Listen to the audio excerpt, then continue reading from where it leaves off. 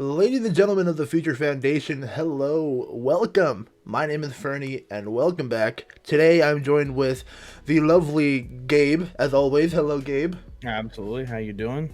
And with us, as last time, the lovely Diet Ice. Hello. And my Diet Pepsi Cherry. Wow, Not you're sponsored. following the brand. Yeah. How are you, Aaron? You doing good? Totally not. I'm on cloud nine, gentlemen. Why are you? I don't know. I don't know if you guys noticed the stuff around me. Some movie. Some movie came out. There's a couple Yeah. little things Yeah. around me. So, just so you know, this stream, we're 100% diving in, spoiler alert, into Justice League, Zack Snyder. That's why it's all over the screen. We got spoiler alert. We are letting you know. If you want to know how we feel, and you haven't watched it yet, you are more than welcome to check out the VODs on YouTube or on Twitch after it goes up. But this is your fair warning. I'm gonna flash the spoiler alert 5 times. 5 times. All right. Holy shit, boys! That movie was fucking amazing. Okay, let's. Okay, and before we go to the story of the Snyder Cut and how emotional journey this is for all of us, let's just get it out of the way. How do we feel? I'm gonna go first. We're gonna go rating, and then your just initial thoughts, right? And then I'm gonna go first. Gabe will go second, and then Aaron, I'll have you go last. Okay? So, I personally gave it a 9 out of 10. I thought it was fantastic. It was really exciting. It redeemed a lot of the character they didn't like. And yeah, I'll get more into the details later. Gabe, how do you feel? I'm gonna stick with my rating. I had tempted to give it an 8 out of 10, but I'm gonna give it a 9 out of 10 still. It's 4 hours. You feel, in my opinion, you still feel the 4 hours. But I will say Ezra Miller sold me by the end of the movie on his Flash. Cyborg is amazing in this movie. And I want to see Justice League 2 and 3. And I didn't care prior, so... Aaron. Those words still sting. Aaron. I think the reason I'm going to give it one number above is just for my dedication to the release and everything. I think as a film, it is a 9. I think a 9 is a really good rating for it, but I personally will give it a 10 just because I love the film so much and just the whole movement and how long it took to kind of get here and make a reality. So I'll stick with a 10 on it. Like you guys said, Cyborg, Flash, the humor, the action, set pieces, all of that. It's a freaking awesome comic book movie, And I'm glad you brought up the movement. Because before we deep dive into the movie, I kind of want to talk about the movement, right?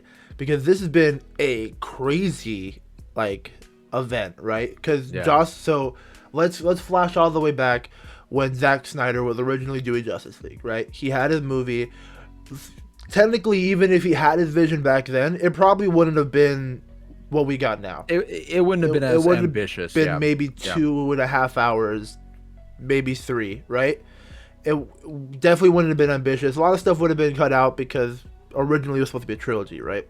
But then the unfortunate tragedy with Autumn, and then the whole Joss Whedon issue happened, and then the Joss Whedon version was really bad, and then the movement kind of adapted for hashtag release the Snyder Cut, and that became the movement where it grew and grew and grew. And our homeboy Aaron here was one of the original that was following release of Snyder Cut. All of us worked together, right? All of us were up in the kitchens, and Aaron would come up to us every day and be all like, "Hey, new info dropped today, baby. Hey, you see what you see what tweeted? You see the picture, man." And then I admit there was a point where even I was like, "Man, hey, bro, you just gotta, I know, you gotta let it go." I was like, I don't, because in fairness, at that point, that had something like that never happened in the industry. Never happened. Never happened. Wasn't in the supposed industry. to happen. It wasn't supposed to.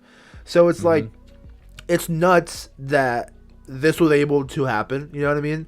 That the movement was able to advance. It's like it's in the last show. It's kind of like the differences between the Snyder Cut and the Sonic movie, where the Snyder Cut was more of like, there were the bullies, but there was also like a lot of positive, like a lot of money Yeah. was raised for suicide prevention. Over $500,000. Yeah, dude, even 70,000 yesterday live stream. Like, Oh, wow. it was nuts. It was like, Mm-hmm. so Crazy. it's such an awesome story, and then I feel like there's a lot of scenes in the Snyder Cut that like kind of mirror Zack Snyder's story. You know what I mean? Yeah, it Where does. Superman's It's like, crazy. I'm given a second chance, Second and I'm chance, gonna, I'm not gonna waste I'm it, not yeah. gonna waste it. And like, he Yeah. was given a second chance, dude, and he Mhm. did not waste it. It was fantastic, dude, and Yeah. now the movement switching from release the Snyder Cut Release to to restore. restore the Yep. Snyderverse, man. Yeah, It's man. like, that's a phenomenal story, dude. If I mean, we can jump on top of that hashtag a little bit later and everything. Yeah. But if that hashtag gets traction, it shows that the audience, the general public, is down for continuing that story of stuff that was supposed to come. It's And, already trending, You know, man. It's already trending. yeah, there's people I was reading on Reddit who are like hardcore anti-Snyder, and they're like, look, the movie's not perfect, but I still freaking enjoyed it. It was an Yeah. enjoyable comic book movie. It was dope. I liked it. I enjoyed it. I'm down to see more. And that's what I'm reading across the board. It's You know. insane, dude. Like, and Yeah. then okay, so let me ask you this question, Aaron. How was this for you emotionally? Like this whole trip, dude. So to go back like 2017, I try to put myself in that mindset. Infinity War hadn't come out yet. Thor Ragnarok was about to come out in November.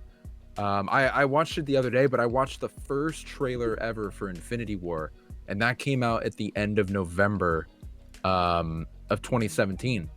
And I was putting my headspace around like that time, thinking, okay, I'd already seen it. I went to see it with my mom, and even she is like, I don't even really remember it, so it must not have been that good. And I'm like, Mom, you're right.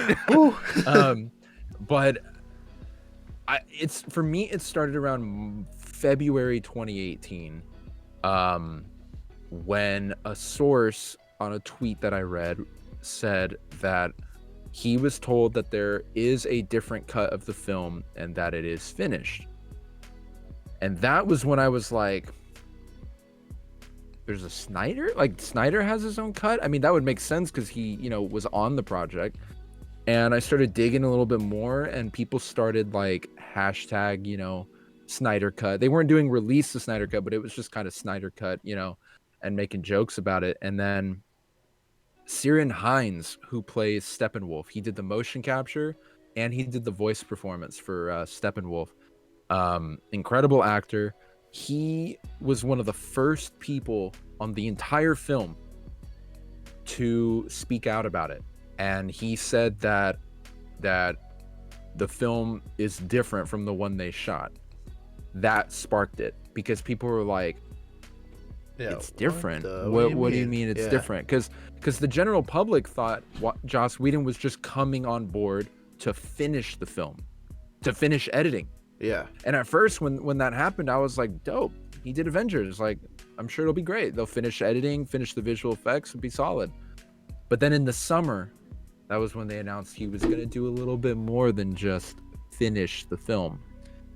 And when Ciarán Hinds said that, it was kind of like, what could be different though? Like better different, or like how much was cut? And then that's when it started. Fabian Wagner, who is the cinematographer for the film, said the same thing. He said that what came out in theaters, he did not shoot most of that footage.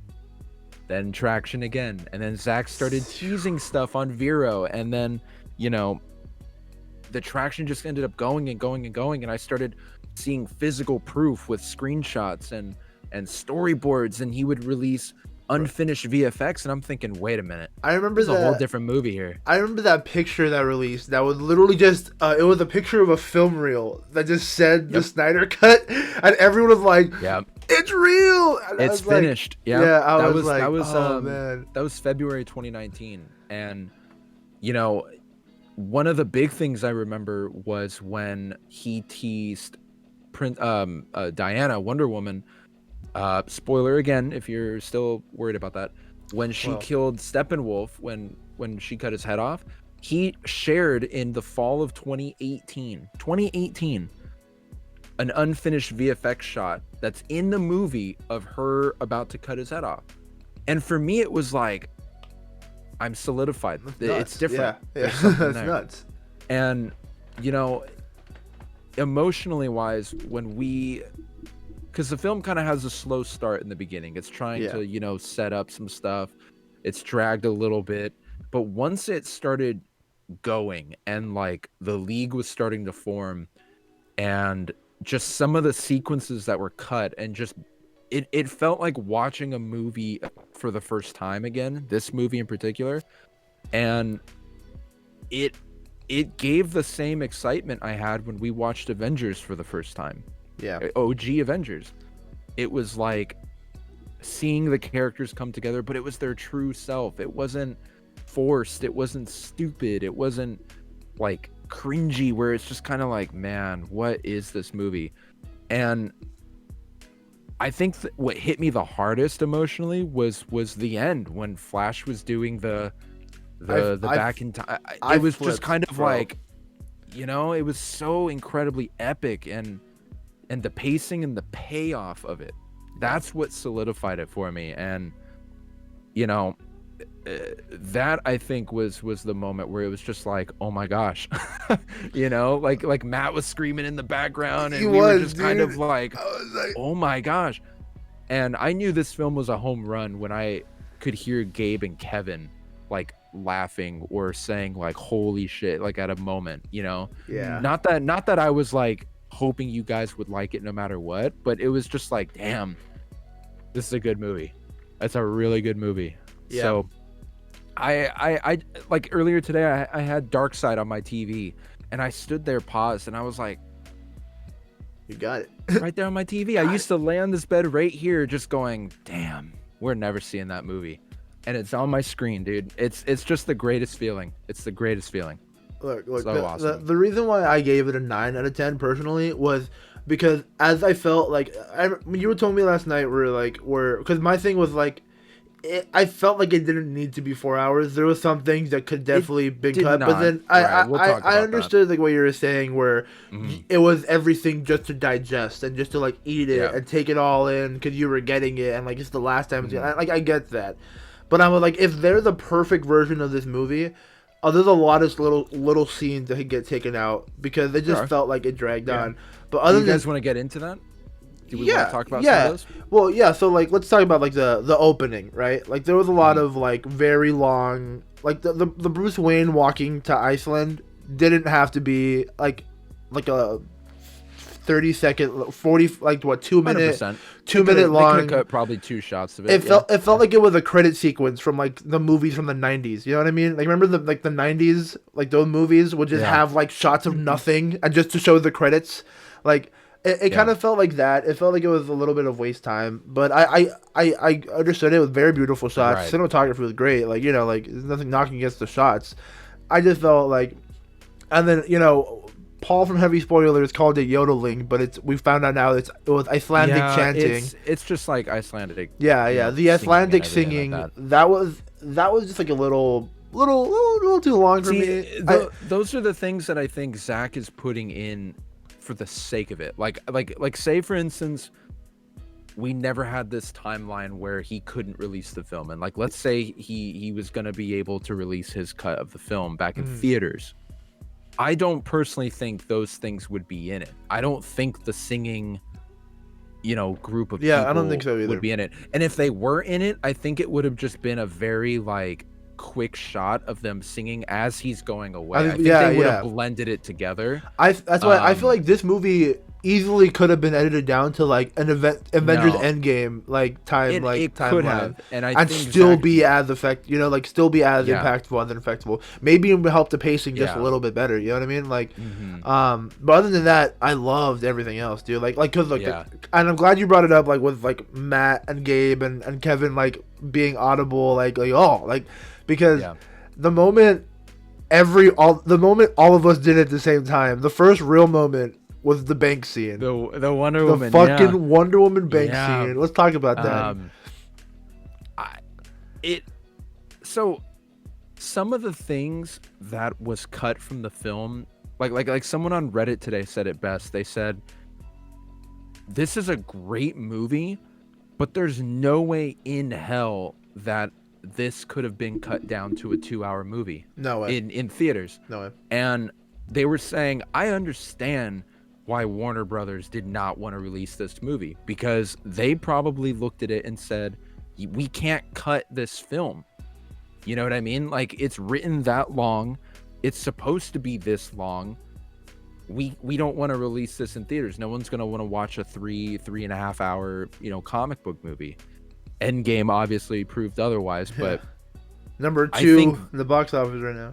yeah, and I think that's why Warner Brothers didn't want to do it. But imagine a world where Warner Brothers just said, "Oh, fuck it, man. Like, we think it like let's do it. And if it's a great movie, it's a great movie. The audiences aren't stupid." And so, for the Whedon cut, some of those scenes, like the bank scene, the tunnel scene when they're in the sewer, the power plant final act and everything, there were some parts where it was like, why did you need to get rid of that action? Why is action so necessary to cut from a movie? Like when Wonder Woman came in and they started shooting at her and she was just like dodging and reflecting every single sick. one, grabbing the dude. Like, it was just insane. Instead, they made her swoop the guy's feet, dodge something, stare at the guy with the gun, and Because then Wonder take the Woman bomb doesn't away. kill, dude. Because Those guys were definitely mind-boggling. dead. Those guys were was definitely dead. mind-boggling. Dude, I love that fucking scene. The moment Yeah. she like punched that dude in the face and like it hit the wall, and all of us were just like, oh, like, Yeah. like we knew like Yeah. it was fucking changing. Like, how did you Yeah. feel, Gabe, about like the differences in that scene? Like, story wise, scene? story Yeah, wise, the I bank felt scene. like it was still the same kind of It was pretty much the nonsense. same. Yeah, Yeah, but Yeah, story wise, it didn't makes it- sense. It but didn't serve any real purpose other than to show Wonder Woman's badass. Because I will still say, like, it, even from the original Joss version, that scene seems to only serve as to, hey, remember, Wonder Woman's still badass, which is Yeah. fine. But like, I still don't really understand the whole, like, wanting to put, Britain in the Stone In the Age or Stone whatever line he said. Ages. Yeah, I yeah, never it just doesn't understood make that. sense. Like, Hmm. That's like a critique, I guess, but it's still a cool scene, no. yeah, no. Yeah. A scene that I would argue could be cut and it really serves no purpose is the Ezra scene where he saves the girl in the car crash. Really? It really Oh. serves zero purpose. I was in my crying, opinion. bro. Besides, it's like a little nod to like maybe like an origin of like, oh, yeah, like Flash kind of needs to get a suit because his shoes and stuff will rip off every time he goes into he goes super fast, Hey, which is like, Okay, look, I don't know. look. yeah. It's I unnecessary. look, That's a I deleted feel- scene in a real cut of a movie. I feel like in the sake It of the actually- story, that particular scene wasn't too important. So I could see them cutting it in a case where they needed it. But I think it's very important to characterize Barry because we didn't know much about him at this point, Mm-hmm. I will interject on this. You said it was a deleted scene. That scene was never finished. Yeah, wasn't it in the That trailer? scene, the only shots in the trailer was when he touches the glass and the shot of him from the front when he's going towards it. Yeah. Zach never finished the VFX for it because that was one of the things that he had leaked on Vero when it showed the car, right? He shared a leaked template of that scene and it was poor CGI and it was like a stiff car bouncing and all that stuff. And he said that they never got around to finishing it. So Whedon and them just were like, we're not going to finish it. The reason I think that scene is important, and I think it would have been trimmed down with less slow-mo, like I think it would have gotten to the point a little better. Yeah. Like you would have seen him faster. He would have gently grabbed her. You would have seen a shot of her face. He would have went like that, right?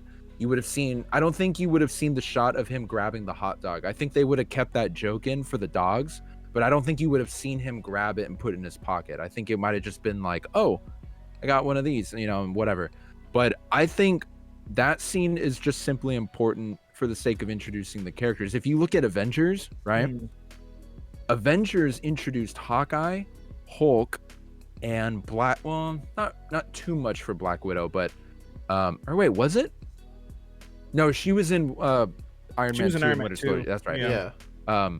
But when it was setting up the Avengers like scenes in the film, it had similar kind of things. Similar, not like origin story per se, but it had similar scenes where it would introduce them in the film.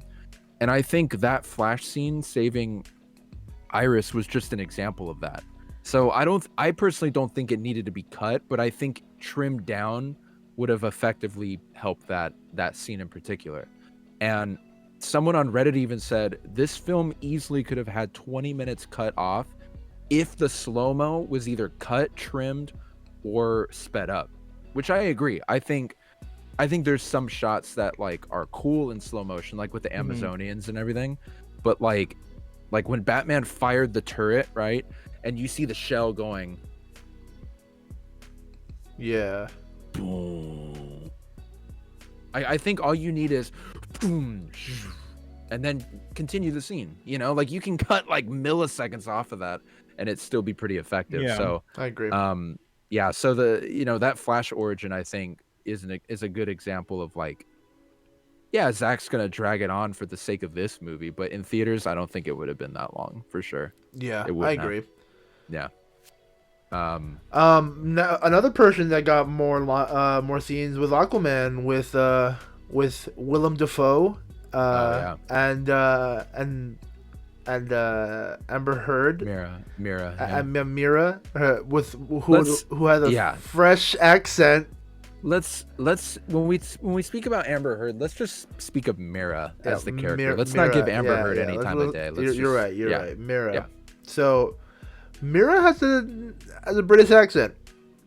In the Whedon version, she has an American accent, and in Aquaman, she has an American accent. So that could either mean Zack Snyder's version, she had a British accent, and then Whedon ADR'd an American accent, and then that canonized her American accent for Aquaman, or it was American, and then Zack Snyder decided to ADR it with I highly doubt that one. So she had had so many scenes, dude, that would have been near impossible to ADR. I mean, to ADR a full close-up of someone's face and have it perfect, I mean, that is... Well, ADR is just audio. It doesn't have to be match up with the... No, but what I'm saying, though, is it does have to match up if you're re-recording lines for a close-up. So if it's like a over the shoulder of Mira talking, yeah, you can ADR the crap out of it. No one's gonna see it. They do it all the time. But Mira had like scenes that they shot in 2016 of her full face, and to have her come in just to ADR British accent, I think you're right about it being the other way around. I think this is from the beginning. It was British from the beginning, and then Joss turned it into which American. I don't understand. Like, how does that serve purpose? I mean, well, but then that goes to show that Joss Whedon did it kind of flawlessly the first time, because we didn't realize that they were ADRing for an American accent. Well, because we just never knew. Yeah, and I think Amber Heard though did reshoots though. She did reshoots for Snyder too. She only did reshoots. I think she only shot for the apocalypse scene. Yeah, yeah. That was it. But I'm saying though, she shot that new scene with Aquaman with Whedon. Yeah, so it's possible. Maybe so many bizarre choices. Whedon just like hates that. British people. I don't freaking know, dude. Like, there's so okay. One of the things I did this morning was I went to the Whedon cut, and I watched the tunnel scene, right when they go underground and they go to when the Flash lands on her boobies. Okay, guys, if you want to see an example of how shit that movie is, go back and watch that scene, because I was blown away. Like we knew it was bad, but after watching what we did last night and going back to that, oh my gosh, it's that jarring. I think I'm gonna after this stream, I think I'm gonna rewatch the Whedon cut and then I'm gonna rewatch the Snyder Cut like after, like, and then I'm gonna see how how that goes. When he's interrogating the people, Steppenwolf, and the guy's like, "Please, I have a family," and the line is, "Why does everybody keep telling me that?" Petty. It was just like, what? Because they have families. And then like the Flash, where he's like, "Okay, I can't really do this," I've and only, Batman's like, pushed people. Batman's like, "Save one." What? Save one? It just, God, guys, it was so bad. He It was so didn't bad. even save any of them in this one. It was completely was different. so bad. It was awesome. I never understood what was the whole point. I think that's Yeah. what made the Flash so unlikable in the original was that he was a bitch. Derpy. Yeah, Oh, he yeah. Literally was. just a bitch. He did Yeah. nothing. 100%. 100%. Did nothing. Did nothing. But I mean, I am ashamed of one thing, guys. Big letdown. 100%. They got rid of the Russian family. Guys. They got rid of Wanda's story, origin story. They got rid of the Maximoffs. What the hell? That's the one thing that solidified this movie as not being a masterpiece. Like Yeah, man. it was something that I truly felt elevated the Justice League, franchise, the saga, and I think that was one thing they should have kept in. It was no. We're memeing. Screw I mean, the Russian family. They man. sucked, Think man. about it.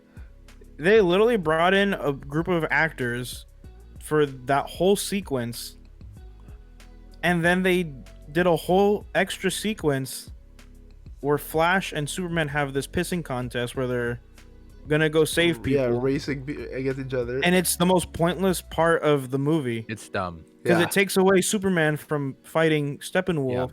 It's dumb. like Superman is the only one that was keeping Steppenwolf like tied down, and he's It's like, dumb. "Hold on, I'm gonna go save a bunch of people. Hope y'all can handle while I'm gone."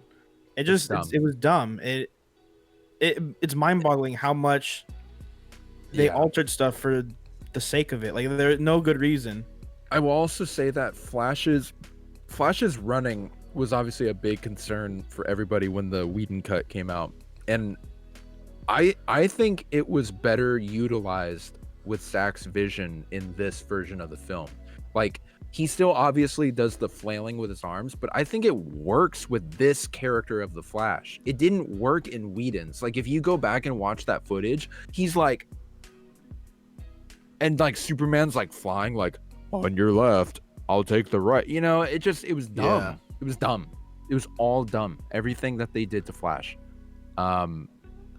Dude, that scene alone, yeah. the scene alone where they were leaving they're saving all the civilians, right, out of the Gotham Harbor, and everything's about to fall on the civilians, and then he just goes super fast and catches all the rocks around them, dude, and you see from their perspective is just Barry like a million times because he's going so fast. Like, that was so cool. They were like in a cloud of lightning. That's badass. Cause like usually, Cyborg too. Yeah. Usually we see Speed from like Barry's perspective, right?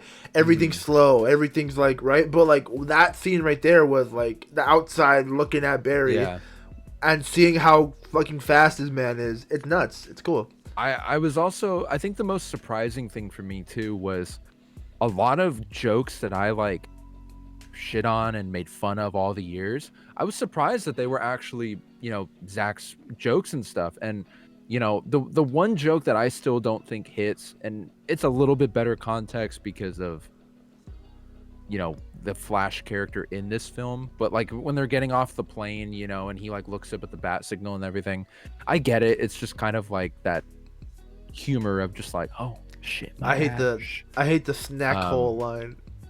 Oh, I'm like a snack hole. I'm like I call it like a snack hole. Yeah. I still have to admit, a lot of Flash's like humor early on. The Does early not on hit. doesn't really hit, but when he's part of the league, Once he's he great. gets acclimated to the league, his jokes feel more natural. They're not like they don't feel forced. He doesn't feel like that choir kid that's trying too hard to be funny. Well, maybe that's a testament to his character, Like, it could be. He was a person He grows up a little bit. I don't know. He was like a loner that like had no friends, so he had to be quirky all awkward and quirky, and then now he's hanging out with all these fucking superheroes. And technically, I mean, him and Cyborg are definitely the same age per se, but he is kind of the younger one Yeah. of the group. And if you go back and watch like the Justice League animated series, that Flash is a little bit more mature, but he's still kind of a doofus, like Yeah. Ezra Miller's. Like Batman will be talking, and they'll be like, talking about some scene, and Flash will be like, "Anybody know where the salt is? Can't find it. Cyborg, you take it." Like he's just kind of like going Coming in back and and out forth. of the Yeah. So I think in canon, in my head canon, I'm just gonna say that, like, what Fernie said, maybe it's just him warming up to the League and being more mature, because he ultimately saved all of them twice. He saved it when he revived Superman, and he saved it when they got blown to smithereens. Dude, you know what I mean? That was insane. Like, it's incredible how damaging they did Cyborg and Flash. It's Dude, just incredible. And I'm glad you brought that up, because that's what I want to bring up next. My boy Cyborg. Man. My boy Ray Fisher. He got robbed. They did him wrong. He got They did him robbed. so wrong. I understand why he was so pissed. Why he was so outspoken. Why, like, dude, he got robbed. Like, he was nothing in in Justice League, bro. And to clarify for those who may not know, there is only one scene in the Justice League version that Ray Fisher shot with Zack that's in that film. It's the scene with Commissioner Gordon on the rooftop. Every other scene in that movie in Justice League was a reshoot for Ray Fisher. Every single scene. That is a shame, dude. The Flash had some of his stuff still in it, like in the beginning, but later on, Like his Flash dad's pretty much stuff. reshot. Yeah. Yeah, he pretty much reshot everything. Cyborg and Flash. It just... Yeah, Dude. someone talk about Ray Fisher, because he deserves so much praise for this movie. I hope that, like, Gabe, you've been saying this since we saw it, man. Like, I really hope someone at Warner Brothers gets fired, or someone someone gets a spanking, because they should not have treated Ray Fisher like that. They should not. I mean, bro, Incredible. he's so At this much rate, so delay much the Flash talent. movie. He's so I don't much want to see the talent. Flash movie without Ray Fisher in it. It's insane why he's I don't not- wanna mean, see it. We know it's political and Yeah. Yeah. BS, but their banter back and forth is the greatest, like, dynamic friendship. Oh yeah. Cyborg and Flash. Their chemistry works so well. So well.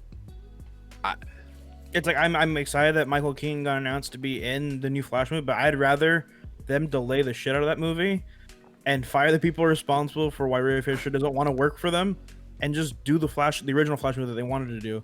Because Man, I problem don't is, want to see it. the problem is, how do you fire someone who is the one that fires?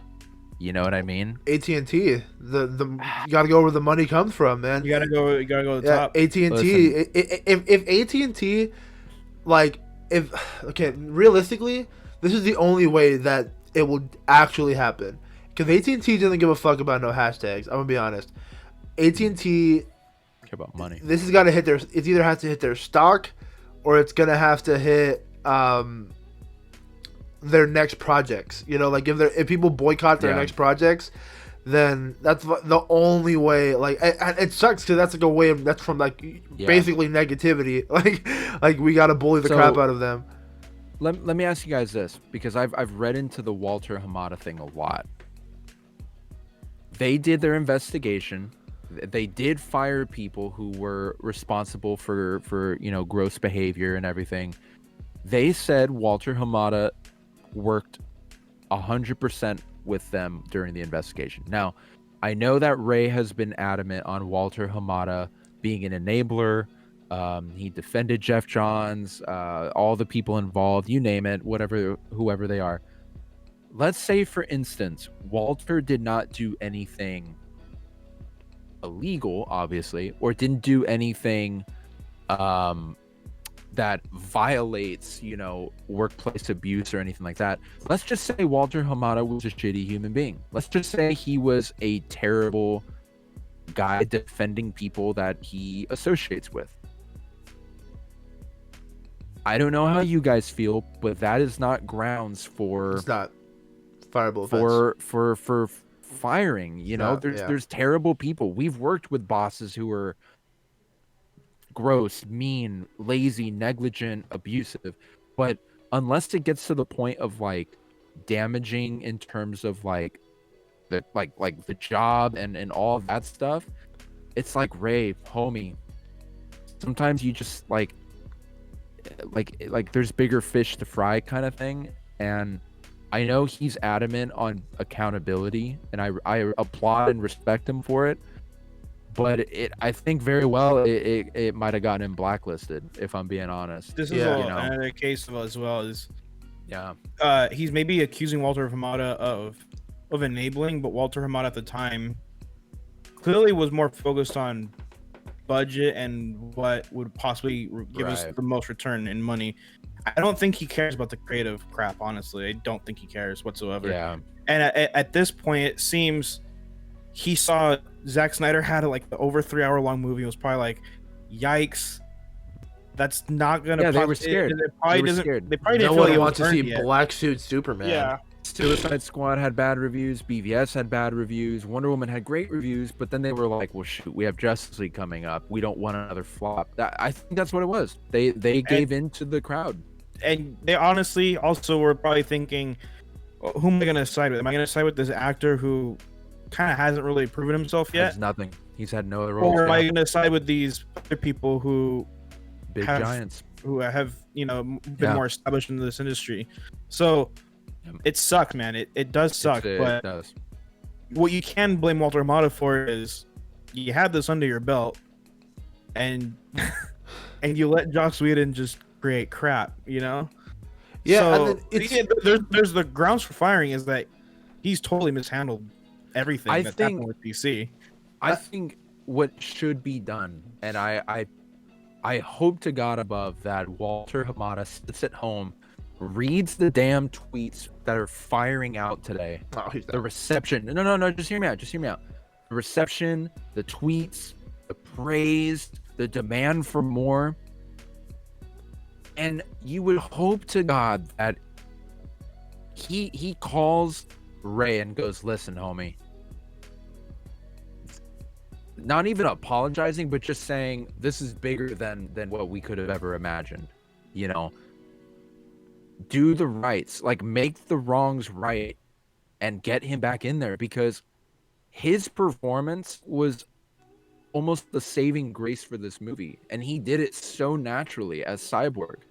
And he made a comic book character with so much backstory and heart and integrity, and it was like even that crying scene in the car when he was with his mom. Yeah. Usually crying scenes can feel a little bit forced, but that dude, shoot, man, can act. Yeah, he can.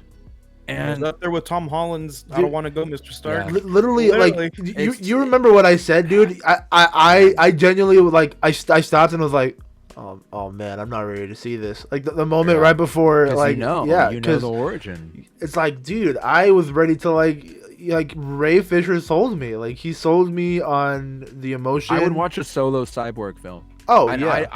I didn't know anything about Cyborg going into even the original Justice League in theaters, and like after seeing his version in this, I would watch a full-fledged Cyborg film. I think he could carry a whole film. I think him and Flash need to be together in that movie. I hope that it's literally a script thing, and it could be that Andy Muschietti is just like, yeah, the film got a little polluted, but it doesn't seem like that because they keep boasting there's so many superheroes in it. I mean, maybe he still has the original script with Cyborg in it. You know what I mean? Like, I don't know. My gut tells me that they were like, we're done with Ray Fisher, and he even shot the gun himself and said he won't be in another DC film under Walter Hamada. And I think they were just like, all right, fine. Bye. It sucks. And I know that he's trying to stand his ground for what's right. And I wish the best for him. I hope he's doing the right decision. I'm nervous that they're just gonna over it. No, that they're just gonna recast and they're gonna fuck with his face a little more and be like, oh, he's upgraded Cyborg, so his eye is a little different, and like his face is more like, so you don't see his full face, and like all you see is like his lip or something. I think he's just out of the movie, and the more I sit and think about this, guys, I'm just kind of like, I don't know what Warner Brothers is gonna do, because if you're not gonna do Justice League sequels 2 and 3, and you're gonna do the multiverse with Flashpoint, and you're gonna not retcon everything, but you're gonna alter the course of the future, right? Does this mean they're never going to do Justice League ever again on film? It's going to be awkward. It seems like it. If 8 years from now we have Justice League, like the rebooted version, it's just going to be bathing in the shadow of this film. Well, I mean, no matter I don't, what. I mean, I don't know. I can't say that. I mean, I don't know what they're going to be establishing in that timeline. If they do a Justice League film, like a new one that is a subtle reboot or whatever, there's a new Superman, there's a new Cyborg, maybe even a new Flash. I don't even know at this point. It's just going to be jarring. It will. It'd be like Avengers 1 coming out, and then by the time Endgame comes around, 4 of the original OG Avengers are recast. You know, I know we did it with Rhodey, you know, and with War Machine, and then we did it with Hulk. You know, there's been 2 different Hulks and stuff in the MCU, so I get that it's not an uncommon thing. But you can't have half the cast. Right. I just don't see them. I don't know. The way I saw DC prior to the Snyder film was that they're going into safe, soft reboot territory where they're not going to go anywhere with what they currently have. And it kind of felt like they're going to see what stuck and then be like, okay, we're going to expand the universe from this point on. Like, it doesn't seem like they had any real goal or clear, sight of where they're going. And with this movie, at least this movie offers an opportunity. It shows there was a plan to do something. Zack had a plan. Zack was the Kevin Feige, and Warner Brothers did not let that come to fruition. They let reviews get the best of them. They let what was popular get the best of them. They tried to copy and paste. And Zack saw it from the beginning. He praised Marvel and said they found what works for them. You guys need to find what works for you. Do something different, and the audience will come.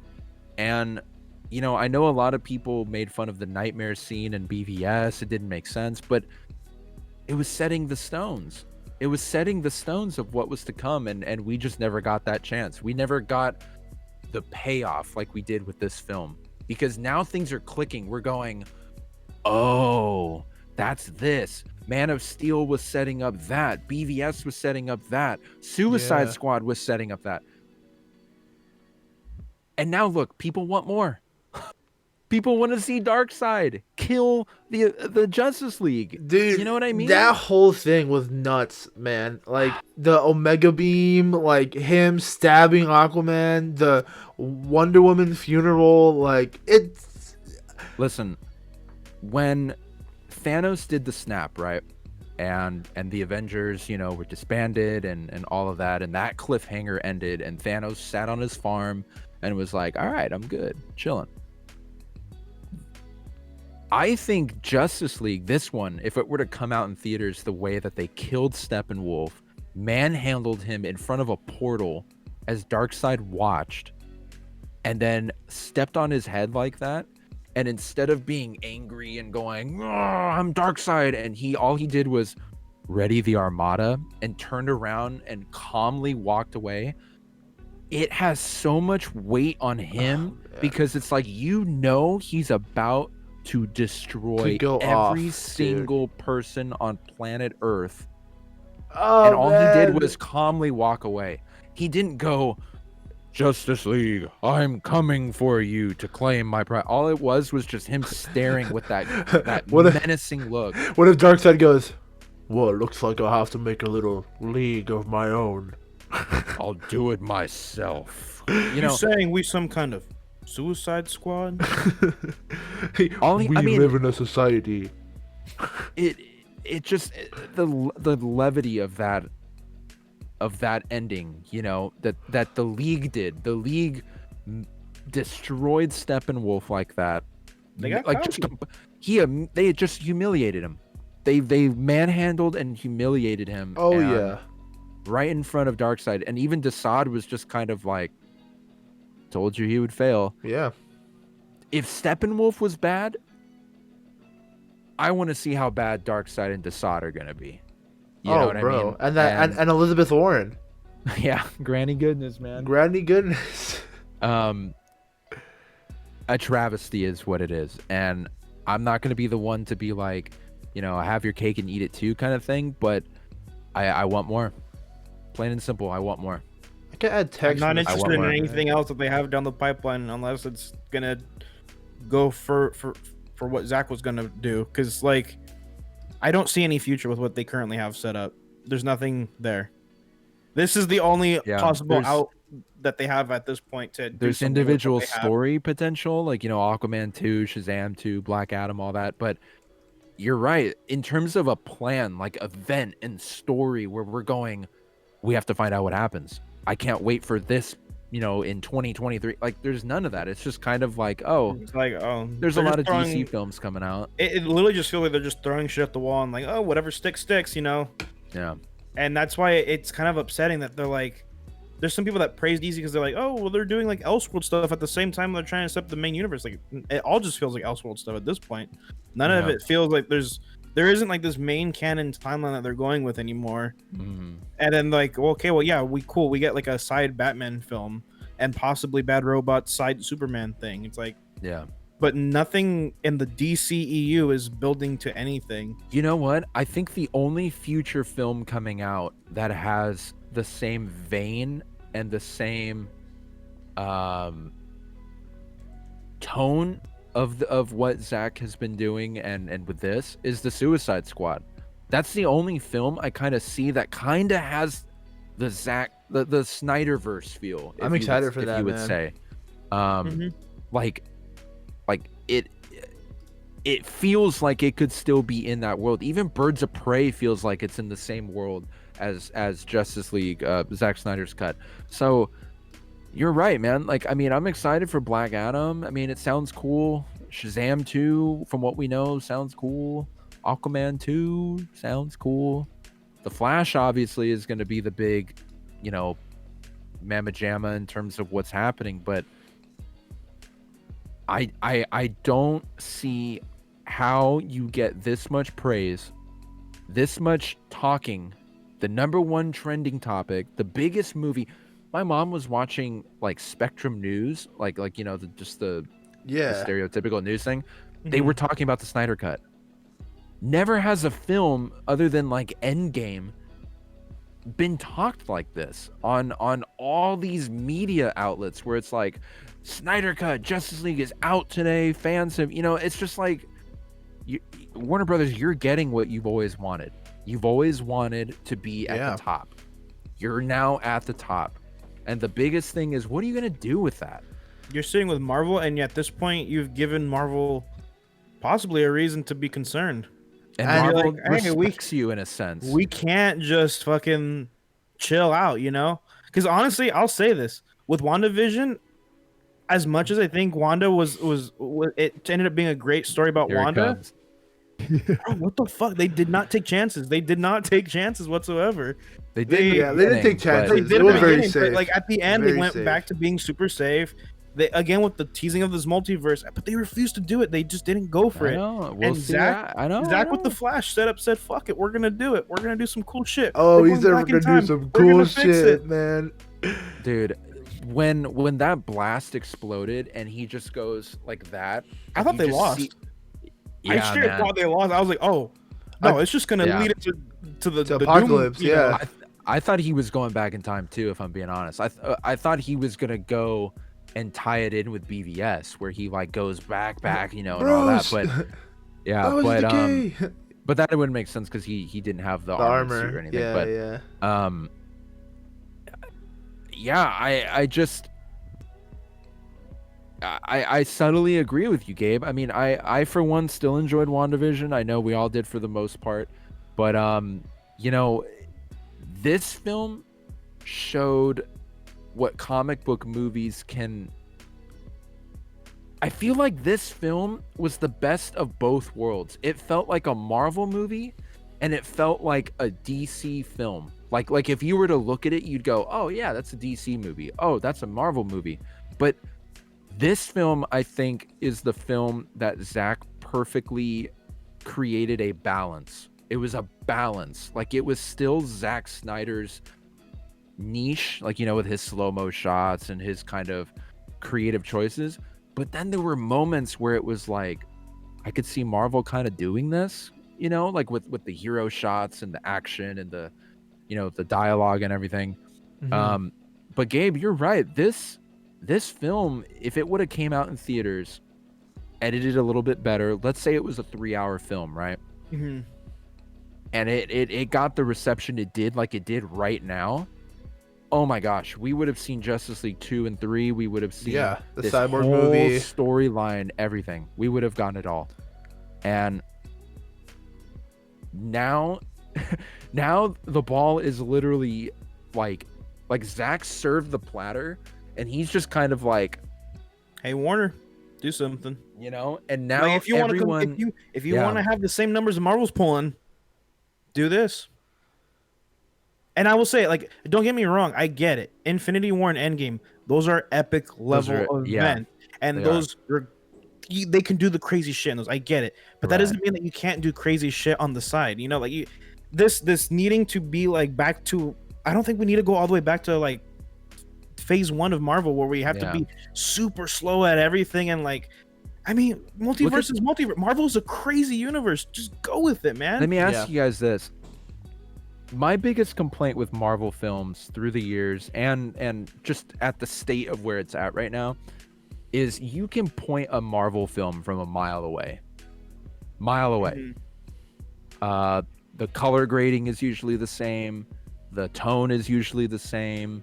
The filmmaking is usually the same. It's not very stylistic in the way that a director shoots. Like you can't really pinpoint, oh, that's the director who directed that. You can see it all day. I think the only film that's gonna be the first one to do that is Doctor Strange 2, because Sam Raimi's a crazy filmmaker, man. That guy, man. He's got a crazy frenetic style. You know, with his zoom ins on the eyeballs and everything. We'll see what he does, but if you look at Marvel films, they all look like they're shot by the same director. They all look like they're. You wouldn't know there's different directors behind it. They follow a formula. They get the story. They get Except the maybe the performances. Taika Waititi. True. That's Taika's- very stylized. Yeah, Taika's pretty good. But you throw them in a boiling pot, and out comes a film, and they chuck it out and makes money. And I'm not saying they're wrong for doing They're not wrong. that. It works. They found their It's very formula. good. yeah, yeah. But Gabe is kind of right. We're 10 years into this now, Be and crazy. DC Go is crazy, now go the one stupid. going, hey, DC's kind of fresh. No cap. They kind of look like they're doing some crazy stuff.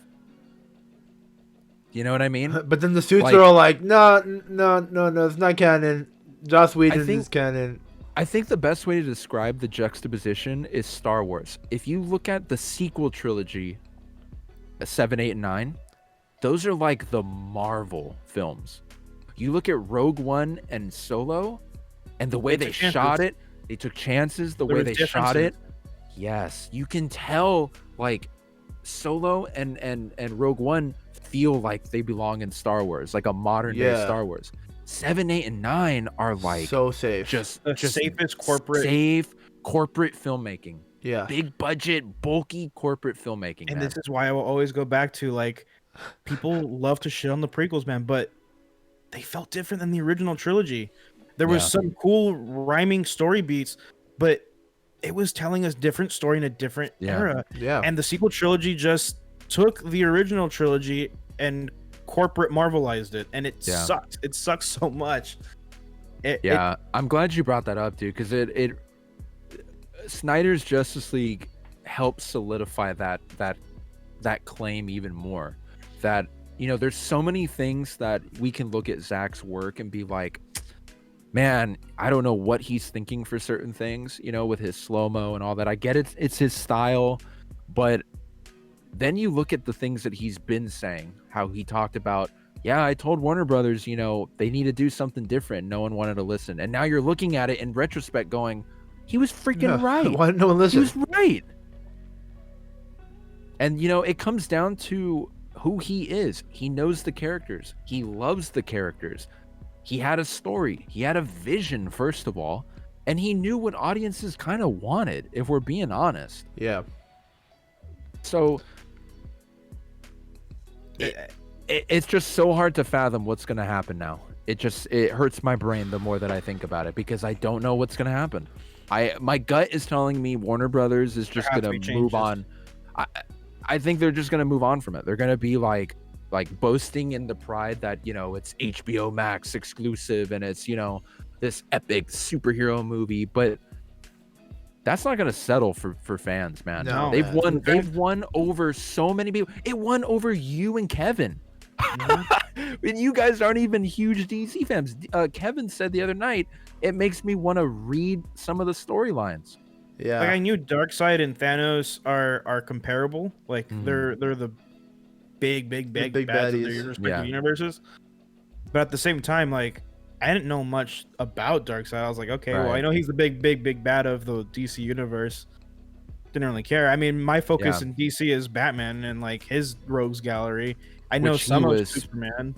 He was Batman in this film. Yeah. I think this was Ben at his peak as Batman. He wasn't useless in this film, dude. No. In the other one, he was so useless. He was like getting hit, and he was out of breath, and he was like, he did nothing. Which is dumb, man. Because it's like Zack set up Batman in BVS to be this experienced crime fighter, and he was in BVS. He freaking fought Superman with an armored suit, for crying out loud. And then you drop him in Justice League, and all of a sudden he forgot how to be Batman. Yeah, man. You look at Zack Snyder's Justice League, and that third act, remember they kept trying to contact Bruce? They're like, Bruce, are you there? And he's just going, shooting everything, and they're like, Bruce, are you there? And he's like just doing his thing. Yeah. He had a plan. He was one step ahead every single time. The only thing that won't necessarily, this may come off as a nitpick, but it's not. Go for it. I'll just say, like, another scene that I think maybe could have been cut is the scene where Lois goes to the coffee shop, because that feels like another deleted scene type thing where in the theatrical release that would have been cut regardless. Yeah. I kind of did like the idea of what Joss did, and Alfred pulls up with Lois. It makes it feel like the Batman of the comics and of the shows who has a plan. He says, "Hey," pulls up with Lois. What do you mean? In Joss Whedon's Justice League, how Alfred pulls up in the limo and Lois Lane comes out. Kind of like that was the backup plan in case, like, hey, if Superman, I don't remember that. Was crazy shit. Yeah. It's because in the Joss Whedon cut, she doesn't just show up because she was there for coffee or whatever, and they obviously it pointed out at the beginning of Snyder's cut that she goes like every morning, like to go mourn, right, pay her respects. But I think it would have been cool too if it was kind of like apparent, like Batman always has a backup plan, that's his whole thing in the comics. Yeah.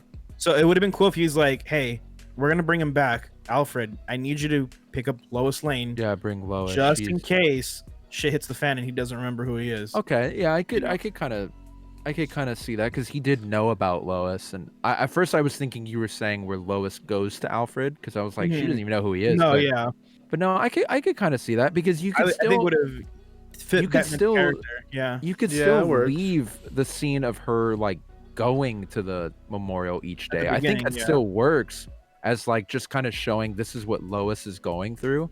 But yeah, I think it could have worked both ways. Could have also fitted her explaining to like Martha, quote unquote Martha, in that scene where she's actually talking to told you guys, man. Manhunter.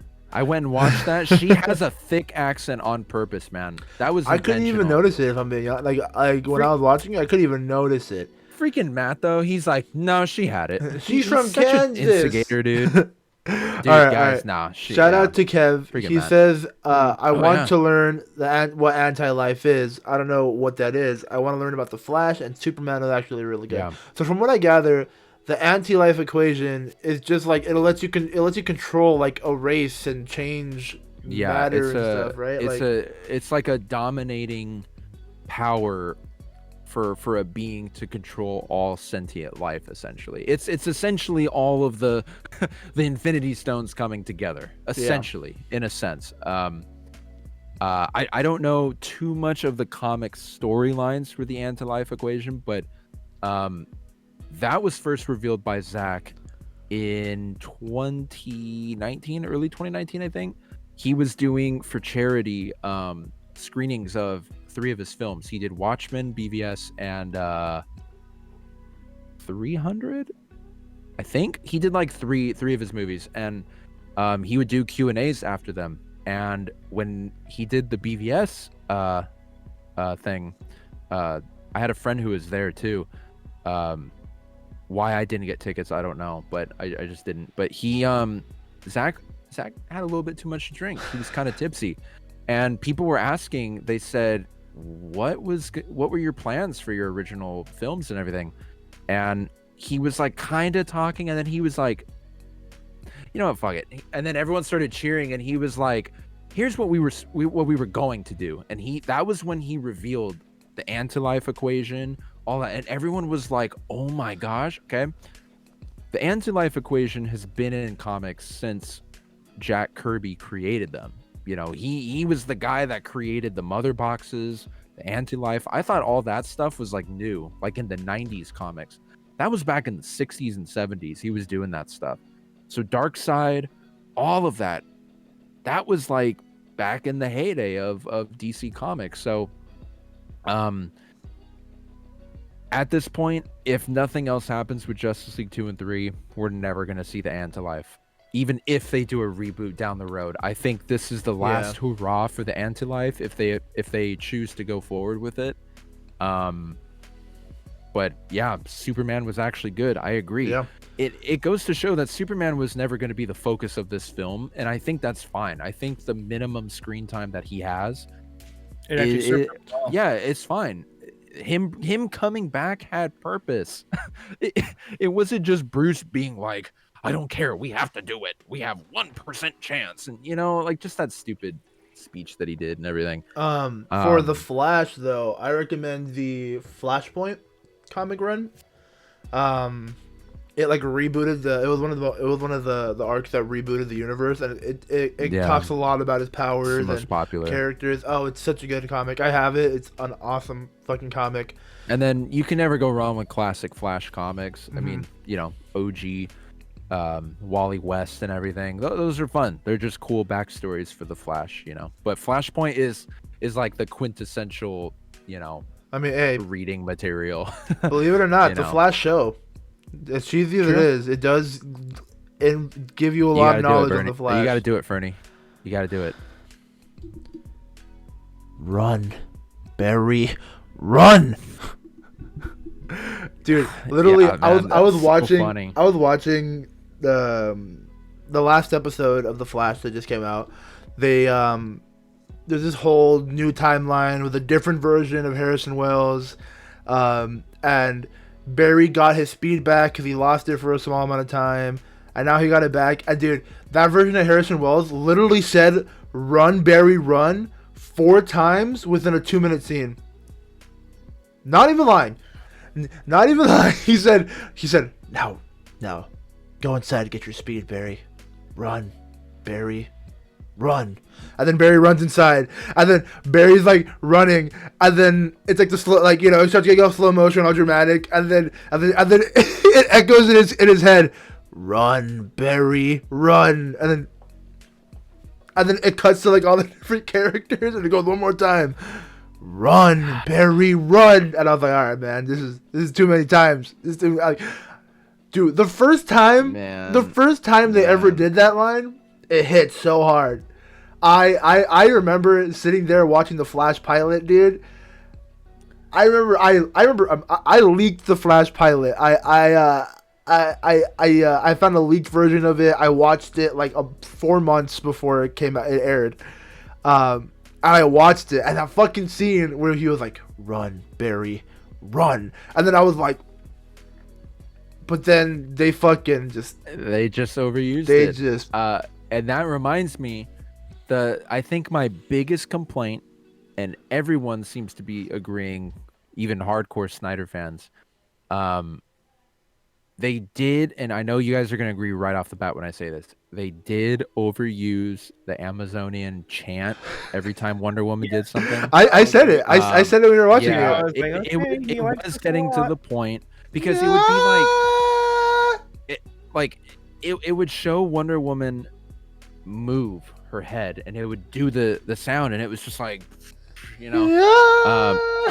I think for like the first moments of her, like, you know, coming in the film and the history lesson scene and everything, I think it works because, you know, it's Amazonian chanting, but it was like pretty much every time she did Literally something heroic. every slow motion scene she had. Gotta be a meme version where anytime Aquaman does anything, they do the Icelandic chanting. Oh, And then anytime Wonder Woman does anything, it's just the 300. yeah. Those are my nitpicks where it was just kind of like you can trim that stuff down, but again, it comes down to Zack getting 100% control, and he that was his vision. He That's wanted what he you to wanted. eat it up. Yeah. So, yeah. you know. That's fair.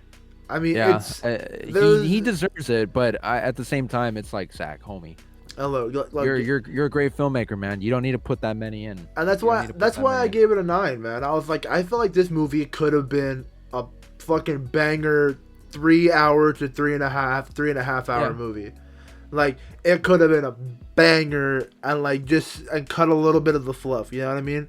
Like, Speaking of that time length, when I didn't watch the full 4 hours today when I woke up, but I did watch about an hour and a half. Like, I just had it on. I'd be on my phone, and then I would look up again. you would smile and then look back down. It is paced well, and I think if you Yeah, it guys go is. back and watch it from beginning to end, you guys might change your opinion on the runtime. I've seen a lot of people complaining about the runtime, but I think going back and watching it again, even though we know what's going to happen, I think it does flow pretty well. And I know it is going to be a difficult movie to be like, what do I want to watch today? I'm going to watch the Snyder Cut, you know, because it is 4 hours. That's, Yeah. oh my- It's that's an exactly investment. right. Like, It's an investment. Because we don't do that for Lord of the Rings. We don't. Yeah. You know, they're great masterpieces, all three of them, but I don't watch these movies. I don't put on Return of the King extended cut. Just The for movie's fun. 4.5 hours. 4.5 hours. Like Yeah. that's a mission. You're gonna sit down and you're gonna devote your time to it. I literally watched know. it recently, Return of the King. And I watched it while I was in line for a COVID test.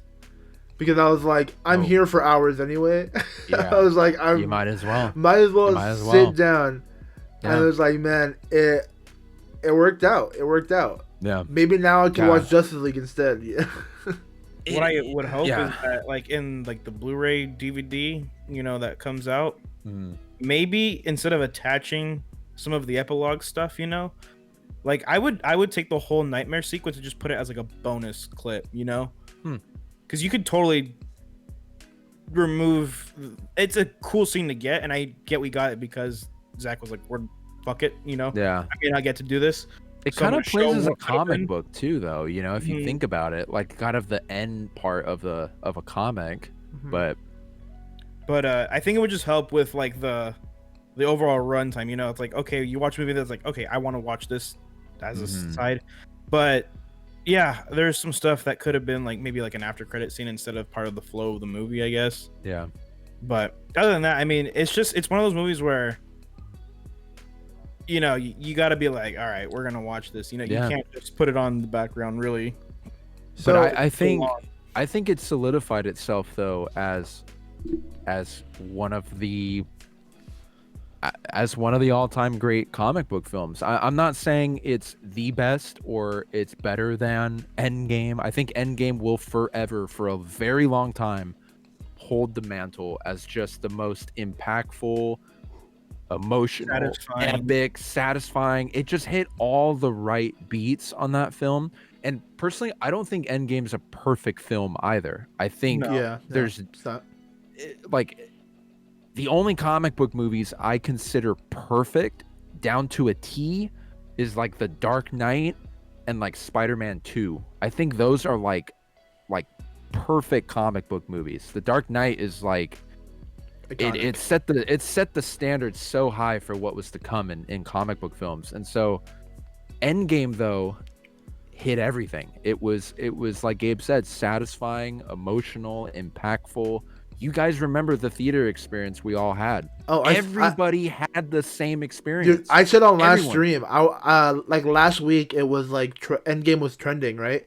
And Yeah. I was checking out like why it was trending, and then like I saw the video of the live reactions of the Captain America portal scenes and everything. I was crying, like in my room. Still gets me. Yeah, in my room, I was tearing up, like just remembering being in that moment. I don't remember another movie having that same impact where every single person you ask, hey, do you remember Endgame in theaters? Everyone's reaction is the same. Everyone. I don't think I've ever met someone who was like, yeah, my theater was pretty quiet. It was fun though. No, dude. Everybody talks about how fun it was. Yeah. I wonder if we'll ever get to see a movie like that. And it's gonna be a while, I feel, because that was 10 years concluding. Maybe whenever Secret Wars.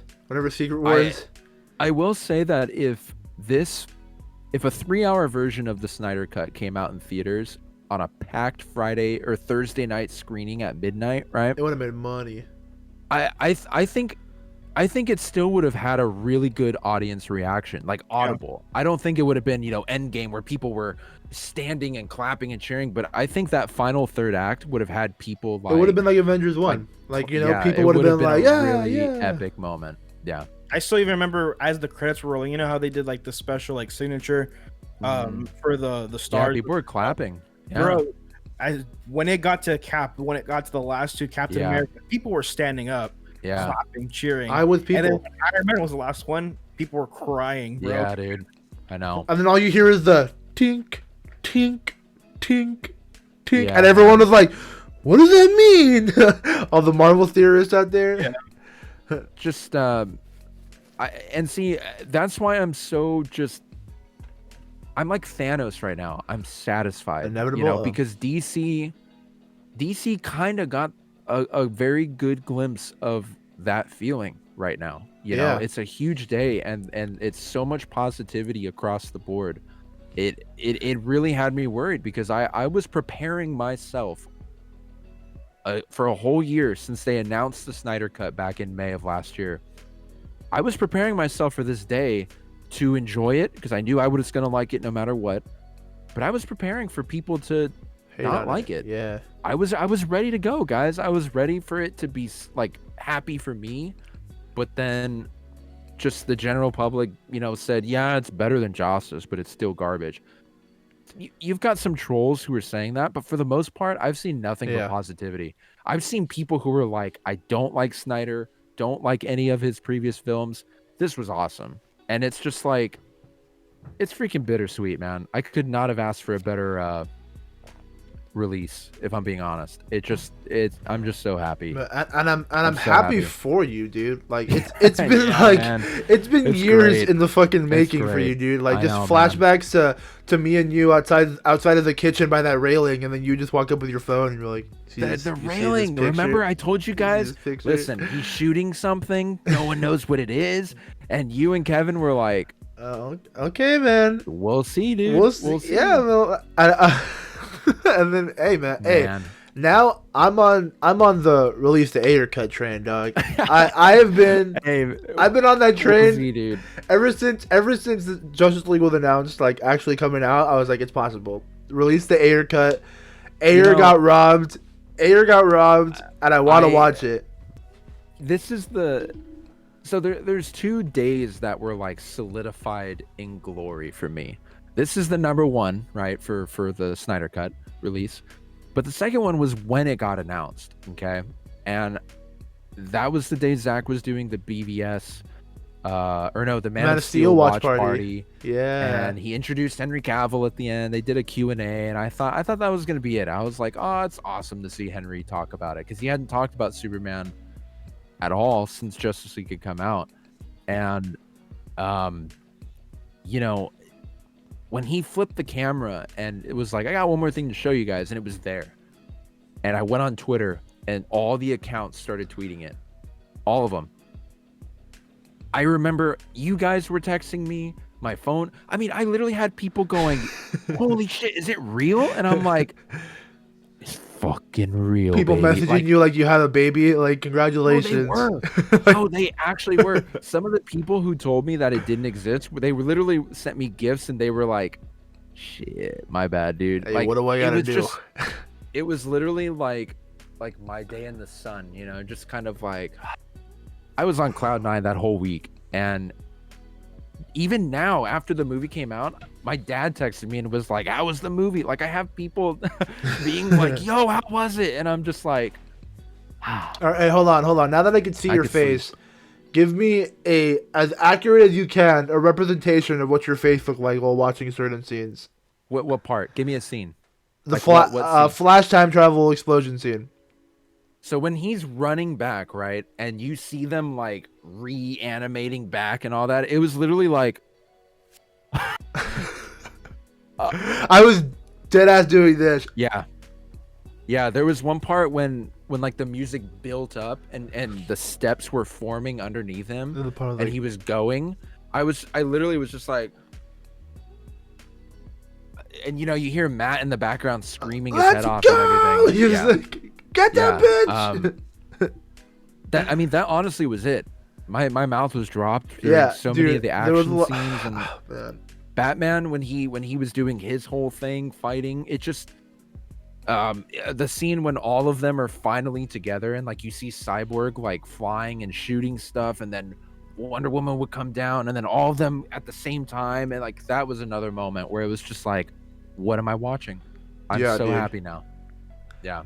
Just the second, the second the explosion happened, where Cyborg was just like, it's too late, and then boom, I was like, dude, my mouth like dropped to the floor. I couldn't. Then I heard what Gabe was saying, and then he was like, there's no way they're doing this, right? It's like it's insane. Well, it was emotional too with Flash when he was running, because he was literally like, He was crying. He Was crying like, I can't keep doing this, you know? And that, I think, was the peak for Ezra Miller in the film. I think the third act for him was like, he was Flash. He became the Flash in that third act of the film. Yeah, man. Where I started really liking Flash was that scene where he's trying to keep the current going, and he can see it visibly on his face. He's exhausted. He's like trying, he's about to give out. And at first, I thought, sweet time, or not really sweet time, but he's being, you know. Yeah, I thought it was a joke when he stopped and was, you know, cut, because he was like, I just didn't breathe. I thought it was a joke, but looking back at it, like if you watch it, it's like half a joke, but half like really, really like it was his personality telling, like just trying to like make it seem like it wasn't bad, but in reality he was gassed. You see the gash, and then yo, the whole movie you guys kept asking me, you was like, wait, so doesn't he have like speed healing? And I was like, Dude, I was like, he does, but it's not like crazy fast. Or like, I mean, like it's like it's faster than the average person, but it's not like, you know, like. And then bro, literally like, you just, come on, speed healing, and then like, dude, insane, man. Like, for me, as a person who loves the Flash, like I wrote a whole show around speedster characters. You know what I mean? Like, as a person, like it was redeemed. Like I know you like hated Ezra on Justice League, Gabe, and I understand. I got it. You know, I liked him. But like I didn't love him at that point, you know. At that point in time, I was just so in love with Grant Gustin's portrayal of the Flash and like what they're doing on the show. He's a solid Flash. So like I was just like, I mean, like I don't know, but dude, this version of Justice League really sold it to me, dude. Like the use, like I know you didn't really like the Iris West scene, but like that was a dope scene. It kind of reminded me. I agree. It kind of gave me unnecessary. It gave me Quicksilver vibes, you know, like like how like the slow motion and he was like walking around, like I was about to I was picturing like. Picture life in a bottle. You know, I thought there was gonna be music, like some artsy thing. But it was so cool, man. I will say, and I think after having 1, 2, 3. After having about 4 films of Gal Gadot as Wonder Woman, I think the this is no offense to Gal because I love her. She's a sweetheart, and I think she's a genuinely great role model for a lot of girls. Hell who's Wonder Woman. no! But she can't act in some She's movies and accent. scenes. She does not have a high range. However, I think she is incredible in BVS and the first Wonder Woman film. Yeah, I think love she's the first Wonder really, Woman film. really good. Like her acting isn't bad in those movies. In BVS, she is pretty solid as Wonder Woman. And Wonder Woman 1, she was incredible. But she's Justice Adam League, Driver. Justice League, and even parts of this movie, not the whole movie, like her interactions with Bruce when they're forming the League, I think she's great. I think she's awesome. She's charismatic. She has great humor. Fighting, I think she's great. But it's just certain lines. It's did Zach like that line, or is it just you can't get a better line out of Gal, you know? Yeah, Like the Kal-El no line isn't even a bad line. You can say it. it was But just it's the just Kal-El no. yeah. Like, it was the way it was presented. why can't it and just done. be like Kal-El no? Like, just more oomph to it. Kal-El no. It just Ares? that didn't really hit we for need to me, stop but- She Ares. seems like she needs a lot of direction, in my opinion. Like she's not like Adam Driver, where you could give him a shit script and he can figure out Yeah. to make me the it work girl. out his character. But Do it, Gabe. Do it. bring me the girl. The other thing too, and I got to be careful with it because I don't want to make fun of her for it, but I think part of why we think her acting is subpar is because of her accent. She has Yeah. a very strong Israeli accent, and I applaud Zach for letting them keep their accents. Like even Ryan Choi in or that's his name, right? Yeah. The Adam and all that. Mhm. Even his accent, Zach didn't make him change it. He didn't make him be American. He just had his, Chinese accent. I think he's Chinese.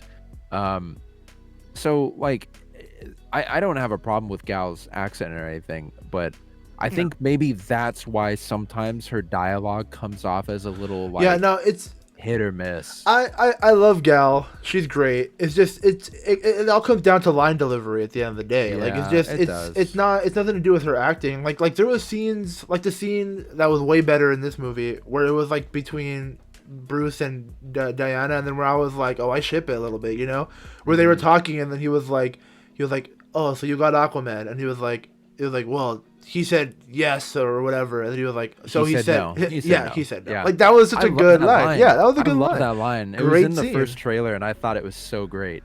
Yeah. Oh man, so she's great, for sure, 100%. It's just there's just some line deliveries are a little rough, especially with the accent. So Yeah. it's just it's not a big deal. It's just she's Amazonian, She got Alfred that- was amazing. He was as always. great. I love the loved chemistry him. between Gal and Ben Affleck. Mhm. I definitely It was good. there was some teasing, in my opinion, of that they might This chemistry, bro. do Yeah. something with them. Bro, I'm more for them over Bruce and Lois, if I'm being honest. Oh well, I'm not for Bruce and Lois. I'm That not- was just something Zach talked about, but that was never in the script. I'm more for Yeah, Bruce and Diana than Bruce and Lois, man. That'd be Yeah, I mean, that'd be Flash sick. and Cyborg. Dude, I love that line with Flash where he was like, "You think she's into younger guys?" And Cyborg's Bro, like, she's 5,000 years old. To every guy's We're all younger younger. guys. But see, even Zach's portrayal of Wonder Woman isn't to objectify her. Yeah, obviously Flash is into her. She's gorgeous. Yeah, She's gorgeous. But Flash is just kind of you think she's into me, man? It's not damn, she is hot. There's a difference. Damn, bro, she There's a a fun difference. honey. Now he was just you think she's you can see how nerdy he is, right? Yeah. No I fuckboy's also- gonna say that shit. I know this is his catchphrase, but I'm so glad Zach didn't put booyah. I was gonna in, say no in the booyah. film. Yeah, no booyah. I'm happy. The this film for Cyborg was a mature cyborg dealing with real human things, and that booyah just would have been Bro, I low-key laughed, shattering everything. I low-key laughed when Flash was going back in time and was gonna touch Cyborg, you know, like where he from the bomb. When Gabe, when you said booyah, like you said it, Gabe said it. Gabe said it right. Gabe said it right when Flash touched him, and I was like his eye went back and the camera goes in. I think booyah. Yeah, Gabe goes booyah, and I was like. Honestly, if it was there, if the booyah was right there, I would have been like, okay, yeah. I'm for it. See, like they could still fit booyah. Like it could. Where do you think it could have gone? Character. Where could booyah have gone? It would have gone definitely in a fight sequence, you know, with him. I think even like when Aquaman goes, "My man," and he throws him, they could have done something between those two where they have a little interaction where it leads to a booyah. Like no, I think in a fight sequence. No, I think doing some sort of banter. It had to be a fight sequence where he's tag teaming with the Flash.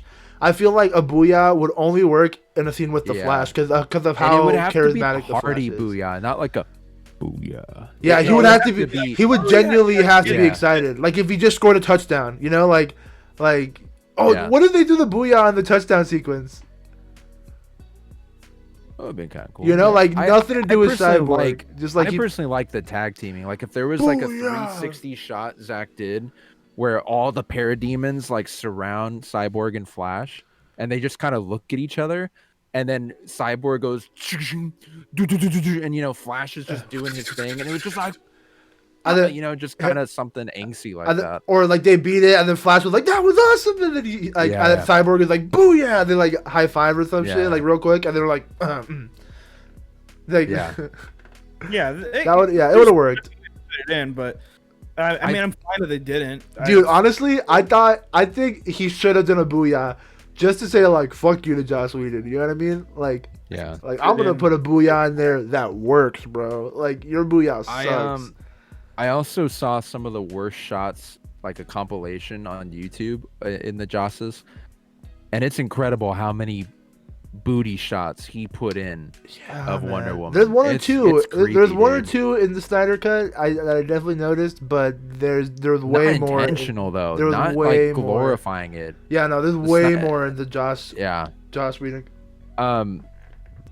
The part that made me laugh the most, like one of the best jokes, and it wasn't even a joke because he didn't even say anything, but it was Aquaman's face when was he looking at the Flash? I think. Oh, Cyborg. When he was talking about the ship. Yeah, when Cyborg was like when he was explaining the ship, right?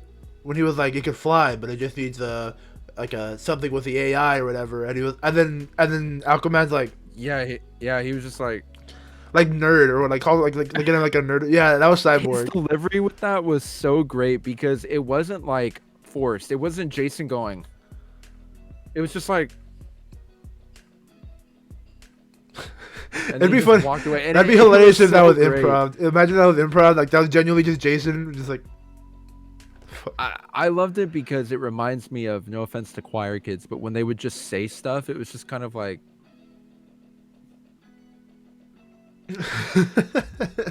Like. Okay. Okay, like, so. All right. Then we get to they bring back Superman, right? All that shit. And Superman brought the smackdown. How do you guys feel about Superman? Because he was definitely in the movie the least. He was the smallest amount of screen time. He wasn't the main focus of the story. That's fine.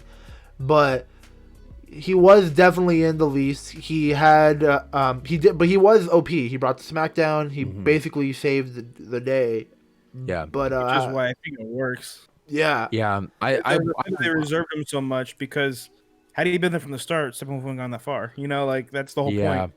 I think I would love to have more Henry Cavill Superman. But I think in terms of the story, this is the best way that you kind of do it. Yeah. And Zack even mentioned it was always meant to be a 3-arc kind of film of Superman's journey. Man of Steel was him about finding out who he is. He was struggling. How do I save people of Earth? And, these are the last people from my planet. BVS was, how do I understand people's perception of me, where I'm not this evil person that they make me out to be. And then Justice League was, I know who I am. I'm embracing who I am as Superman. That's the whole point when he goes and gets the black suit, and you hear both of his dads talking, and it echoes back to lines from Man of Steel about finding out who you are in this place, in this world.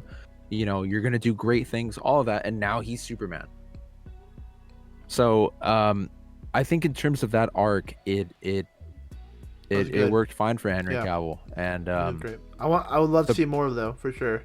Yeah, well, because that now goes we're down to hearing what we said earlier. the J.J. Abrams thing is still happening technically. Yeah.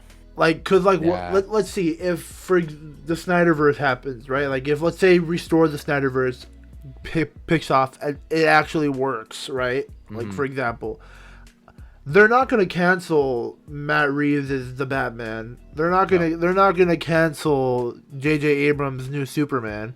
Like they might be Elseworld stories, but like it's like like these are still coming. And that's why I don't think it's gonna happen. And I don't mean to be like, I went through all this for 3.5 years. Anything's possible, but with Ben being in the Flash movie, I think that is their exit plan. I think I think this could unfortunately be the end. And I think if anything, they'll use Zack's ideas and stories down the road. But I don't think we are going to see Justice League 2 and 3 like we want to. I think Darkseid still has potential to be used. I personally think DC will use Darkseid and continue that story, but I don't think it's going to be in the vein of what was supposed to happen. I think that's the best case scenario, is that they take elements of what was planned and they're going to put it in different parts after Flashpoint. Yeah, that makes sense. That's all I can think. That's all I can think. That's all I can think of. Yeah, Flashpoint is definitely the way that they can 100% reboot everything. Yeah, like they've done it. They've done it 4 times in the Flash show. Like, like Barry Allen has changed timelines more than I could count. And like they've echoed that. Yeah. They echoed that in the Snyder Cut. Yeah. Literally, Barry Allen said like 4 times, "Make your own future, Barry." It's like make your own future. He's literally gonna make his own future. You know what I mean? Like, and yeah, I could definitely see them using Flashpoint to kind of rewriting this whole everything, changing everything, which would be unfortunate. I hope they decide to restore the Snyderverse and they work together. They work together on the Flash, and they kind of fix what's going on. Bring back Cyborg, because at the end of the day, it's gonna be either they're gonna have to fire Walter Hamada, which is probably not gonna happen, or Ray Fisher's just gonna have to take it for the team and bite the bullet. You know what I mean? Like, so it's a rough spectrum, man. It's rough, and I don't know, man. Crazier things have happened. This has been a historic moment. Not and it's crazy that. Not only is it important just for comic book movies, it's important for movies. It's important for like the film industry. I'm sure AT&T is looking at the reception of what's going on. Like like they paid for Warner Brothers, like they know, or HBO. So like they obviously have to look at their product. So they're gonna see the reception, right? Like so something like maybe they're not gonna like be like, "Hey Walter, you're fired, get out," but they're probably gonna be like, "Hey, can you do what you can to fix this, please?" Like I can see them making that call. You know what I mean? Where Walter's like, "Hey, I don't care what you do, but you got to do what you can to fix this." Like, because what do I gotta? Basically, they're gonna call him and be like, "Hey, Walt, what do I gotta do? What do I gotta do to make you and Ray Fisher be cool? What do I gotta do?" And then they're gonna do the same thing to Ray Fisher. Like they're gonna be like, "All right, what do we gotta do?" Because they're gonna be like, "Look, we're not gonna fire this guy, but what can we do? Yeah. Like what else can we do?" Like, what I really want to be accomplished from all of this is for a studio to admit, which they kind of have, but they haven't fully accepted it, and it's that. Oh, and I'm Mickey sorry. Mouse- Hold on. I'm tripping out right now, bro. I thought there was a little person on your mic, but it's Oh, nice. the blur from behind you. What? You did get the Thanos figure. Yeah, I did get him after. Oh, No, I so- didn't know you got it. The figure, no, the figure all the way in the back, like the little green one by the Mountain Dew. It looks like it's sitting on your mic. Oh yeah, it does look like it's sitting on. That's And cool. and there's times where the depth of field will clear it up. Clear it up. So it looks like just look yeah, like back up a little bit to the right, a little more. That's funny. Oh, too far. It's that little one right there. Yeah, you're clearing him up. Like that one looks like it's like he's like, oh sorry, I broke your train of thought. It made me die on the inside. It was hilarious. It looks like you have a little character sitting on your mic. That's so funny. Dude, that's how they filmed The Hobbit. That's how they filmed Lord of the Rings right there. Depth of field. Yeah. Gabe. I just want them to fully admit that the Justice League is trash, it's garbage, and that it's okay to retcon it for this version. If a studio can admit that they're wrong and retcon what they first released, that would send shockwaves through the industry, I feel. And that's all I want. Just to not be afraid to retcon shit. We know why you want that. We all know why. We all know where it leads. It leads back to Lucasfilm. Hashtag reboot the sequels trilogy. All the hashtags, bro. Yeah, I guess we'll wait and see, guys. All right, guys. Well, I think that was But 1 out of 10. 1 out of 10. Final score 1 out of 10. 1 out of 10. Hey, I've man. seen, so. Hey, what kind of? There was no Ryan Reynolds Green Lantern. You know, there was no, there was nothing, man. You know, there was no Mortal Kombat crossover scene. Nope. You know, there was no Show up. no Sonic scene. Like, where was Doctor Strange? Where the fuck was Mephisto? Yeah, where? Mephisto. I mean, you're willing to go do Dark so became Mephisto? Get the fuck out of here. Dude, don't even get me started on Mephisto, because tomorrow's stream we'll be getting Tonight Mephisto gets revealed. we'll be getting all into. Hey, I've heard some rumors and leaks about who's gonna be showing up in episode 1. No, I can't do this. I've I've No, this one is very solid. Expectations are down. This one's very solid. I could say it. There's nothing exciting that happens in this episode. I could say it, but I mean, it's this one's pretty solid. And if it's not in this episode, he's for sure confirmed in the season. I'm not expecting any character. All I know from what I've seen from a spoiler review is that there's a cool fight sequence at the beginning with a certain person. It's not really a spoiler because they've already been in a previous movie. Yeah. And then it goes and it slows down dramatically. From what I heard, this character's in it, and if he is in it, it kind of makes me believe in my Steve Rogers is dead theory. I know there's that pilot guy who in the comics actually ends up becoming Falcon, but No, I haven't heard about that. I heard they might do Patriot. I heard they might do Patriot. That'd be really cool if they do Patriot. But yeah, I mean, we could talk about that. I mean, well, I don't know. Should 12:30 when Disney Plus finally... should I say it just in case I get it right before the next episode? Sure, go for it. Do you guys care? Go for it. Okay, so for sure he's confirmed to be in the season at some point, but leaks are saying that he's in episode 1. War Machine, Rhodey. Oh yeah. Yeah, he's already confirmed I've to be in heard- the season, because out of his own mouth, out of his this episode. yeah. So I've heard he's in this episode, and if that's true, I could definitely picture it big for Steve Rogers' funeral. Yeah, possibly. I don't think it's in. I don't think it's in this episode. I think it may be second episode. Because Angry Joe didn't make. I saw Angry Joe's review and he didn't make it sound as if there was anything remotely like that. So The funeral or Rhodey? Or I know both? I've heard of Rhodey showing up, but I don't think funeral. he's in episode 1. Oh, And I don't think okay. the funeral is happening at the first episode. Fair. It sounds like they're gonna do a little bit of more of. I don't want to spoil anything for like if Aaron doesn't want to know or anything, but we're gonna get backstory on kind of both in the first episode. It's gonna kind of take its time after the beginning. So that's why I'm like, I haven't heard anything that sounds like it's too exciting in this first episode. Yeah, but we'll see. I mean, I've been hearing good reviews overall, though. Yeah. So people said that they enjoyed the episode, but it's not.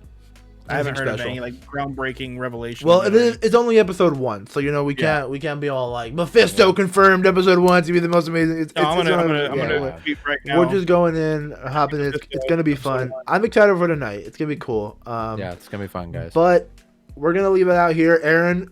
I know you're super excited because you're about to be doing a watch party with Snyder himself. Yeah. He is doing one. It starts at 4, but I think the film is gonna start in a little bit after. But yeah, he's gonna be doing a watch party, Q&As, and all that. Where is that gonna be at? If just in case if anyone wants to watch it. Scener.com. So if you literally SCENER.com, you go there. It'll be the top banner, like literally. You just click on it. So it'll all be there. And it's just a website. It's like you don't have to download anything. I think you need to download the extension, but it is a website. It's through the browser and everything like that. Cool. Yeah, it's got the chat, and then you'll see Zach. He's gonna be on cam, and then very cool. You watch the film. Yeah, it's just a cool thing that he's doing. So. All right, cool. Well, Fisher, he tweeted. Yeah, he'll be there, and there'll be some like surprises and stuff. So. Oh, that'll be cool. All right, guys. Well, that was very fun, very cool, talking and geeking out about all of this, man. This has been a crazy time and experience. We finally had it. We have been talking about this for a while, dude. And long time. It's finally here, man. I keep a flashback to like 6 days ago when you tweeted like 6 days away, and like, bro, now we're here. We got it. It was everything we wanted and more. Now for the MCU to hopefully kick us back into gear. Yeah, man. Falcon and Winter Soldier tonight, and make sure to catch us tomorrow. I'm not sure if you're going to be with us tomorrow, Aaron. Will you be with, or were you free to, or did you want to just chill on the sidelines? Oh, for Falcon and Winter Soldier. It's all up to you, man.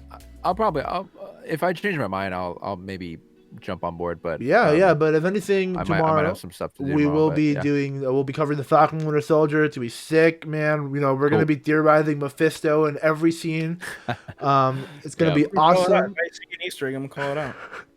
Yeah, man. And we're gonna be making some predictions. I was gonna do a top 5. I talked about this in the last stream, Gabe.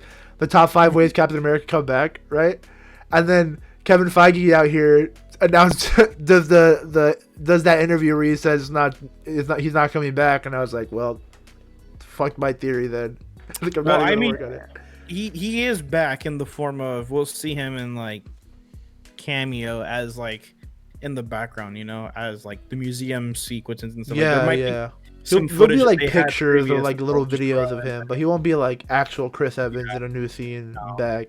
I think that's good. I mean, granted, it's Marvel, so they say no to everything.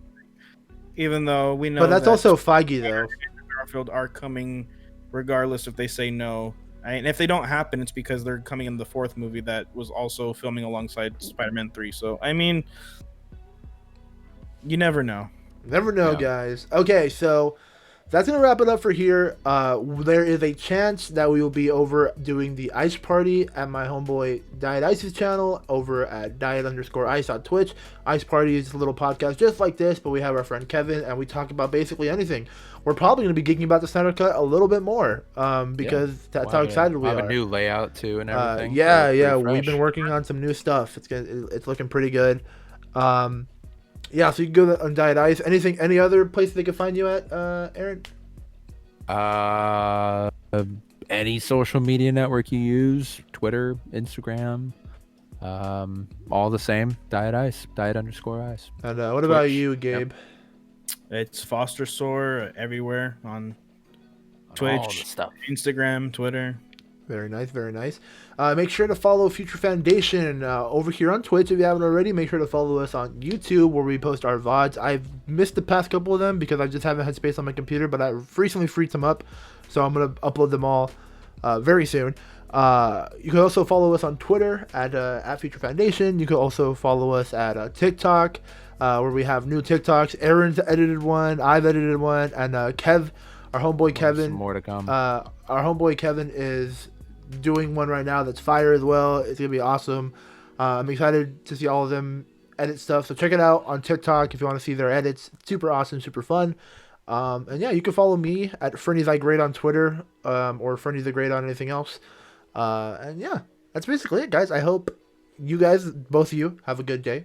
Just a solid day. I hope you watch Snyder Cut like 5 more times, because I know you will, Aaron. Oh yeah. Yeah. Oh, yeah. I know my girlfriend's probably gonna end up watching it with me, so I still gotta There watch you it with go. Devin's family too. So There you go. I'm super I'm pumped. watching it alone every time. It's all fine. It's okay. Don't worry about I'm it. just kidding, guys. All right. It was great seeing you guys, and we will talk to you guys later. Bye. Peace. peace.